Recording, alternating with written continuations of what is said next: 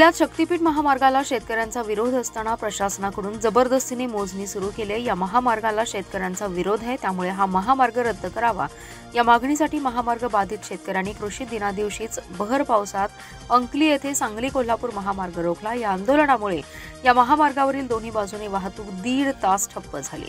अखेर पोलिसांनी आंदोलकांना ताब्यात घेऊन वाहतूक सुरळीत केली। शासनाने जबरदस्तीने महामार्ग रेटण्याचा प्रयत्न केला तर शेतकऱ्यांच्या न्याय हक्कासाठी रस्त्यावरची लढाई करू असा इशारा खासदार विशाल पाटील यांनी दिलाय। जिल्ह्यात शक्तीपीठ महामार्गासाठी शेतजमिनीचे सर्वेक्षण सुरू केले। वास्तविक हा महामार्गाला शेतकऱ्यांचा विरोध आहे, तरी देखील शासनाने जमिनीचे सर्वेक्षण सुरू केले। अनेक ठिकाणी मोजणी देखील बंद पाडले आहेत, पण शासन पोलीस बंदोबस्तात मोजणी करत आहे। या विरोधात आवाज उठवण्यासाठी व महामार्ग कायमस्वरूपी रद्द करण्यासाठी शेतकऱ्यांनी मंगळवारी अंकली येथे सांगली कोल्हापूर महामार्ग रोखला। शेती आमच्या हक्काची नाही कुणाच्या बापाची, या सरकारचं करायचं काय, खाली मुंडी वर पाय अशा घोषणा देत शेतकऱ्यांनी शासनाचा निषेध व्यक्त केलाय। यावेळी खासदार विशाल पाटील म्हणाले, जिल्ह्यातून शक्तीपीठ महामार्ग होत नाही, नदीकाठच्या गावावरून महामार्ग जाणार आहे, त्यामुळे हा नवीन मार्ग बंधारा ठरणार आहे। नवीन मार्ग म्हणजे बंधारे आहेत, पुराचा धोका वाढू शकतो, याचा अभ्यास होणं आवश्यक आहे। तसा अभ्यास अधिकाऱ्यांनी केला असेल तर सांगावं, शिवाय शेतकऱ्यांना नुकसान भरपाई जमिनीची किती देणार आहात हे जाहीर केलं नाही। या महामार्गामुळे शेतकऱ्यांचं नुकसान होणार असेल तर मी शेतकऱ्यांच्या बाजूने उभा असल्याचा इशारा खासदार विशाल पाटील यांनी दिलाय। मुलांना रागवल्याच्या किरकोळ कारणावरून युवकास लाथाबुक्क्यांनी मारहाण करून त्याचा खून केल्याप्रकरणी दोषी ठरवून विटा येथील जिल्हा न्यायाधीश आणि अतिरिक्त सत्र न्यायाधीश रविकिरण रामकृष्ण भागवत यांनी 5 जणांना आजन्म कारावास आणि 1,80,000 रुपयांच्या दंडाची शिक्षा ठोठावली आहे। या प्रकरणी विटा पोलीस ठाण्यात अक्काताई यदू शिंदे यांनी फिर्याद दाखल केली होती।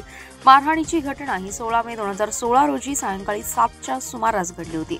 6 जणांनी केलेल्या मारहाणीत दीपक यदू शिंदे याचा मृत्यू झाला होता। खटल्याच्या सुनावणीत सरकार पक्षातर्फे ॲडव्होकेट AM साटविलकर यांनी काम पाहिले। विक्रम शिवाजी शिंदे, महेश दिनकर शिंदे, तानाजी पांडुरंग शिंदे, विशाल शिवाजी शिंदे आणि विश्वास गणपतराव भोसले अशी शिक्षा झालेल्या आरोपींची नावे आहेत। दरम्यान खटल्याचे कामकाज सुरू असताना आरोपी बाळासो तातोबा शिंदे हे मयत झालेत।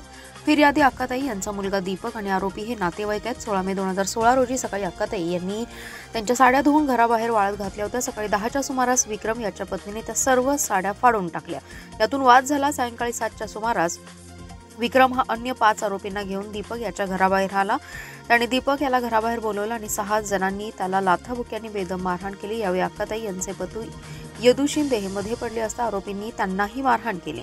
त्यानंतर सर्वजण 4 चाकीतून निघून गेले। आरोपींनी केलेल्या बेदम मारहाणीत दीपक हा बेशुद्ध पडल्याने तसेच त्याच्या नाकातोंडातून रक्त येऊ लागलं। मात्र आरोपींच्या दहशतीमुळे कोणीही त्यांच्या मदतीला आलं नाही, त्यामुळे फिर्यादी अक्काताई यांनी पोलीस ठाण्यात धाव घेतली। त्यानंतर पोलिसांनी दीपक यास तातडीने रुग्णालयात दाखल केलं। मात्र उपचार सुरू असताना 21 मे रोजी त्याचा मृत्यू झाला। शनिवारी दुपारी नागेवाडी चिकलहोळ रस्त्यावरील महादेव माने यांच्या फार्म हाऊस जवळ तसेच जनावरे चरण्यासाठी गेलेल्या शेतकऱ्यांना बिबट्या दृष्टीस पडलाय। त्यानंतर त्या बिबट्याने तिथून धूम ठोकली आहे। बिबट्याच्या या नागेवाडी परिसरातील वावरामुळे लोकांमध्ये भीतीचं वातावरण पसरलंय। नागेवाडी परिसरामध्ये पहिल्यांदाच बिबट्याचं दर्शन झाल्याने ग्रामस्थांमध्ये भीती पसरली आहे। नागेवाडी येथील इनाममळ्यातील शेतकरी हनुमंत जयसिंग मदने यांच्या बोकडावर हल्ला करून त्याला ठार मारलं। दरम्यान नागेवाडी परिसरात बिबट्याचं पहिल्यांदाच दर्शन झाल्याने एकच खळबळ उडाली आहे। ग्रामस्थांमध्ये भीतीचं वातावरण पसरले। शेतीमध्ये जाणाऱ्या शेतकऱ्यांनी काळजी घेण्याचं आवाहन वन विभागाने केलं आहे। याबाबत वन विभागाने लक्ष घालून योग्य त्या उपाययोजना करून या बिबट्याचा तातडीने बंदोबस्त करण्याची मागणी ग्रामस्थांमधून होऊ लागली आहे। सांगली, मिरज आणि कुपवाड शहर महानगरपालिकेमधील शेरीनाला वारणा उद्योग योजनेसाठी निधी उपलब्ध करून देण्यासह कौलापूर येथे विमानतळ सुरू करण्यात यावं, तसेच सांगली विधानसभा मतदारसंघातील गावांसाठी ड्रेनेज योजना मंजूर करण्यात यावी अशी मागणी भाजपा नेत्या जयश्रीताई पाटील यांनी मुख्यमंत्री देवेंद्र फडणवीस यांना प्रत्यक्ष भेटून निवेदनाद्वारे केली आहे। मुंबईत जयश्री पाटील यांनी मुख्यमंत्री फडणवीस यांची भेट घेतली। यावेळी पालकमंत्री चंद्रकांतदादा पाटील, आमदार विनय कोरे, समित कदम, सांगली बाजार समितीचे संचालक संग्राम पाटील उपस्थित होते। या निवेदनात म्हटलंय की सांगली महापालिका ही ड वर्ग असल्याने पायाभूत मूलभूत सुविधांसाठी शासन स्तरावरून निधी उपलब्ध होणं गरजेचं आहे। प्रलंबित शेरीनाला शुद्धीकरणासाठीचा STP आणि सांगलीवाडी येथील STP साठी निधी मंजूर करावा। सांगली व कुपवाडला शुद्ध व मुबलक पाणी मिळण्यासाठी प्रलंबित वारणा उद्योग योजना मंजूर करून निधी मिळावा। सांगली, मिरज तथा कुपवाड ड्रेनेज योजनेचं काम सुरू असून त्यामुळे रस्त्यांची दुरावस्था झाली आहे। रस्त्यांसाठी विशेष निधी द्यावा। महापालिकेचे रिंग रोड अजून सुद्धा विकसित झालेला नाहीये। तिन्ही शहरातील रिंग रोड विकसित करण्यासाठी पुढाकार घ्यावा. सांगली शहरालगत विमानतळ होण्यासाठी आपण प्रयत्न करावेत अशी मागणी करण्यात आली आहे. महानगरपालिकेने महापालिका शाळांचा दर्जा सुधारण्यासाठी अनेक महत्त्वपूर्ण निर्णय घेतले आहेत. मिरज येथील महापालिका शाळा नंबर 7ला स्कूल बस देण्यात आली. त्यामुळे आनंदी झालेल्या विद्यार्थ्यांनी स्कूल बसमधूनच आयुक्तांचे कार्यालय गाठत त्यांचे आभार मानले. विद्यार्थी प्रेमामुळे आयुक्त सत्यम गांधी हे भारावून गेले. महापालिकेकडून नेहमीच शिक्षण क्षेत्रासाठी विशेष कामगिरी आणि प्रयत्न केले जात आहेत. यामध्ये शाळा बांधकाम असो किंवा शैक्षणिक दर्जा आणि गुणवत्ता सुधारण्यासाठी शिक्षक नेमणूक असो, याकडे महापालिका प्रशासनाचं विशेष लक्ष आहे. त्यातच आयुक्त सत्यम गांधी यांनी पदभार स्वीकारल्यानंतर शिक्षण क्षेत्राकडे अधिक लक्ष दिले. खासगी शाळांच्या तुलनेत महापालिका शाळा ही सज्ज व्हायला पाहिजे अशा भूमिका स्वीकारत आयुक्त सत्यम गांधी यांनी महापालिका शाळांचा दर्जा सुधारण्यावर भर दिलाय. मिरजेतील शाळा क्रमांक 7 मध्ये अवघी 2 विद्यार्थी संख्या होती. त्यानंतर माजी नगरसेवक योगेंद्र थोरात यांनी या शाळेचे पालकत्व स्वीकारत ही शाळा स्थलांतरित केली. या शाळेमध्ये सध्या 350 विद्यार्थी शिकतात. त्यामुळे आयुक्त सत्यम गांधी यांनी शाळा क्रमांक 7ला अत्याधुनिक स्कूल बस देऊ केली आहे. या स्कूल बसमध्ये अग्निशामक व्यवस्था, अग्निशामक सिलेंडर, सीसीटीव्ही यंत्रणा तसेच हेल्प अलार्म आणि GPS सुद्धा देण्यात आलेत. ही स्कूल बस मिळाल्यानंतर आनंदी झालेल्या विद्यार्थ्यांनी माजी नगरसेवक योगेंद्र थोरात यांच्या समवेत महापालिकेचे मुख्यालय गाठत आयुक्त सत्यम गांधी यांची भेट घेतली. तसेच टाळ्या वाजवून आयुक्तांचं अभिनंदनही केलं. या विद्यार्थी प्रेमामुळे आयुक्त सत्यम गांधी हे भारावून गेले. जिल्ह्यातील रेकॉर्डवरील गुन्हेगारांनी आपल्या वर्तणुकीत सुधारणा करावी. यापुढे कोणताही गुन्हा करू नये अथवा कोणत्याही गुन्ह्यात सहभागी झाल्यास कठोर कारवाई करण्याचा इशारा पोलीस अधीक्षक संदीप घुगे यांनी दिलाय. तसेच वारंवार गुन्हे करणाऱ्यांवर तडीपारीच्या कारवाईचा प्रस्ताव पाठवावा. यापुढे गुन्हेगारांच्या हालचालींवर गुन्हे प्रकटीकरण शाखेने लक्ष ठेवण्याच्या सूचनाही त्यांनी यावेळी दिल्या. जिल्ह्यातील 244 सराईत गुन्हेगारांची झाडाझडती पोलीस मुख्यालयात घेण्यात आली. यावेळी पोलीस अधीक्षक संदीप घुगे यांच्यासह उपअधीक्षक विमला यम, स्थानिक गुन्हे अन्वेषणचे पोलीस निरीक्षक सतीश शिंदे उपस्थित होते. जिल्ह्यात वाढलेल्या गुन्हेगारीवर अंकुश बसावा यासाठी पोलीस मुख्यालयात सराईत गुन्हेगारांची झाडाझडती घेण्यात आली. सांगली व मिरज उपविभागातील सर्व पोलीस ठाण्यांच्या पोलीस मुख्यालयात तर तासगाव, इस्लामपूर, विटा आणि जत उपविभागीय कार्यालयात सराईतींचा आदान प्रदान कार्यक्रम संपन्न झाला. प्रत्येक पोलीस ठाण्यातील मागील 10 वर्षात 2 किंवा त्यापेक्षा जास्त गंभीर गुन्हे दाखल असलेले तसेच अंमली पदार्थ कायद्याअंतर्गत व शस्त्र अधिनियम अंतर्गत दाखल असलेल्या गुन्हेगारांची झडती घेण्यात आली. यावेळी हजर असलेल्या संशयितांची माहिती घेऊन ते सध्या काय करत आहेत, कोणता व्यवसाय करतात, त्यांच्या उपजीविकेचं साधन काय, त्यांचे मित्र कोण याची माहिती अद्ययावत करण्यात आली आहे. पोलीस ठाण्यातील प्रभारी अधिकारी आणि गुन्हे प्रकटीकरण शाखेच्या कर्मचाऱ्यांनी या गुन्हेगारांच्या हालचालींवर लक्ष ठेवावं. सध्या जामिनावर बाहेर असलेल्या संशयितांना वारंवार चेक करून ते सध्या काय करतात यावर लक्ष ठेवावं. त्यांच्या वर्तणुकीत सुधारणा होते की नाही याबाबत पडताळणी करण्याच्या सूचना पोलीस अधीक्षकांनी यावेळी दिल्या. चालू वर्षी पाऊसमान चांगलं असून जूनच्या मध्यानंतर पेरणीस वेग आलाय. खते व बियाणे यांची उपलब्धता टंचाई होणार नाही. शेतकऱ्यांना उच्च दर्जाची खते, बियाणे पुरवण्यात येतील अशी ग्वाही जिल्ह्याचे पालकमंत्री चंद्रकांतदादा पाटील यांनी दिली आहे. महाराष्ट्राचे माजी मुख्यमंत्री व हरित क्रांतीचे प्रणेते वसंतराव नाईक यांचा जन्मदिवस कृषी दिन म्हणून साजरा करण्यात येतो. यानिमित्त पालकमंत्री पाटील यांनी शेतकरी बांधवांना कृषी दिनानिमित्त शुभेच्छा दिल्या.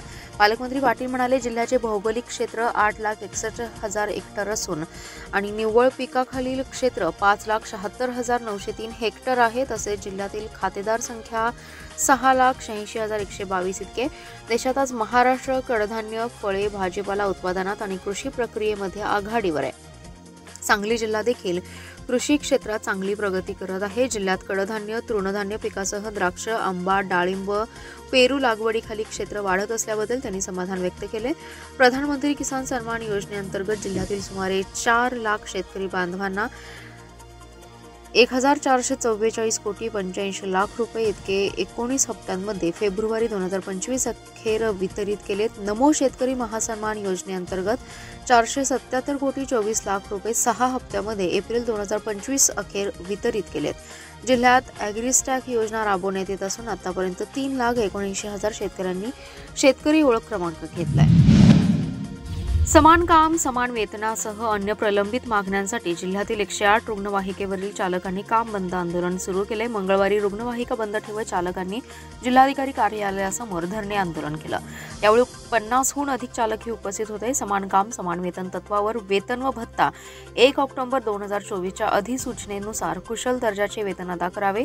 8 तासांपेक्षा जादा काम केल्यास दुप्पट दराने मोबदला. सर्व प्रकारचे शासकीय लाभ रजेचे वेतन, कॅशलेस आरोग्य विमा, वार्षिक 8.33% बोनस, वाहन धुलाई भत्ता, 10 तारखेच्या आत वेतन द्यावे आदी मागण्या केल्या आहेत. शासन पातळीवर त्यांच्या मागण्यांची दखल घेतली जात नसल्याने वाहन चालकांच्या मध्ये असंतोष निर्माण झालाय. राज्यातील सर्व चालकांनी याबाबत 1 जुलैपासून बेमुदत काम बंद आंदोलनाचा इशारा दिला होता. या पार्श्वभूमीवर सांगलीतील जिल्हाधिकारी कार्यालयासमोर 108 रुग्णवाहिकेवरील चालकांनी धरणे आंदोलन करत प्रशासनाचे लक्ष वेधण्याचा प्रयत्न केलाय. यावेळी मोठ्या संख्येने चालक कर्मचारी उपस्थित होते. जिल्हा बँकेने जून अखेरीच्या शेतीच्या पीक कर्ज वसुलीसाठी 5 जुलैपर्यंत मुदतवाढ दिली, त्यामुळे शेतकऱ्यांना मोठा दिलासा मिळाला. दरम्यान मुदतीत कर्ज भरून दुहेरी लाभ घ्यावा असे आवाहन बँकेचे अध्यक्ष मानसिंगराव नाईक आणि मुख्य कार्यकारी अधिकारी शिवाजीराव वाघ यांनी केले. जिल्हा बँकेने शेती कर्जाची वसुली सुरू केली असून जून अखेर 90% वसुली करण्याचं उद्दिष्ट ठेवले. मे अखेर 68% कर्ज वसुली झाली होती, तर जून अखेर ही आकडेवारी 75%वर गेली आहे. मुदतीत उर्वरित उद्दिष्ट पूर्ण करण्याचं आव्हान बँकेसमोर आहे. बँकेची शेती कर्जाची 2025 अखेरची वसूल पात्र रक्कम 2,372 कोटी 32 लाख इतकी आहे. यातील चालू वर्षी 1,882 कोटी 74 लाख व थकबाकी 489 कोटी 57 लाख आहे. मे अखेर चालू व थकबाकी मिळून 14,965 कोटी 64 लाख वसूल झाले होते. एकूण वसूल पात्र रकमेच्या 68% वसुली झाली होती. शेती कर्जाच्या वसुलीसाठी जून अखेर 90% कर्ज वसुलीचं उद्दिष्ट देण्यात आले. त्यानुसार वसुलीचे नियोजन करण्यात आले. थकबाकीदारांनी मुदतीत कर्ज भरून लाभ घ्यावा, अन्यथा जादा व्याजाचा भुर्दंड बसणार आहे. याशिवाय त्यांच्यावर नियम 101 नुसार कायदेशीर कारवाईला सामोरं जावं लागेल. त्याचबरोबर व्याज सवलतीचा लाभही मिळणार नाही. त्यामुळे मुदतीत पीक कर्ज भरल्यास शेतकऱ्यांना दुहेरी फायदा मिळणार आहे. जून अखेरीची मुदत संपली असली तरी बँकेने 5 जुलैपर्यंत मुदत दिली. याचा शेतकऱ्यांना मोठा दिलासा मिळणार आहे.